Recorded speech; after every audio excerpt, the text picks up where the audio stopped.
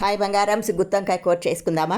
కళాయిలో ఆయిల్ వేసుకుని ఒక పెద్ద ఉల్లిపాయ మెత్తగా గ్రైండ్ చేసుకుని, ఒక పచ్చిమిరపకాయ సన్నగా కట్ చేసి, అల్లం వెల్లుల్లి పేస్ట్, ఉప్పు, పసుపు, కారం, కరివేపాకు వేసి వేపి, టమాటా మెత్తగా గ్రైండ్ చేసి, ధనియాల పొడి, మసాలా పొడి, కొబ్బరి మెత్తగా గ్రైండ్ చేసుకుని, వేపిన పల్లీల పొడి వేసుకొని చల్లారే వరకు పక్కన పెట్టుకోండి.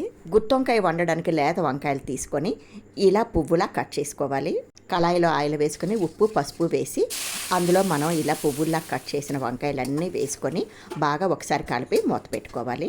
ఆయిల్లో కొద్దిగా మగ్గనివ్వాలి. 5 నిమిషాలు పోయాక మూత తీసి చల్లారాక వంకాయల్లోకి మసాలా ముద్దనంతా స్టఫ్ చేయాలి. మసాలా కూరిన వంకాయలు మళ్ళీ స్టవ్ మీద పెట్టి సిమ్లో పెట్టుకొని అలా ఇటు అటు కలపాలి. మరి ఎక్కువగా కలపకూడదండి. ఆయిల్ మరి వేయని అవసరం లేదండి. కొబ్బరి, పల్లి పొడి వేయడం వల్ల చాలా టేస్టీగా ఉంటుందండి.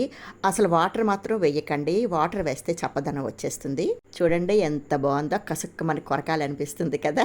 బాయ్ బంగారమ్స్.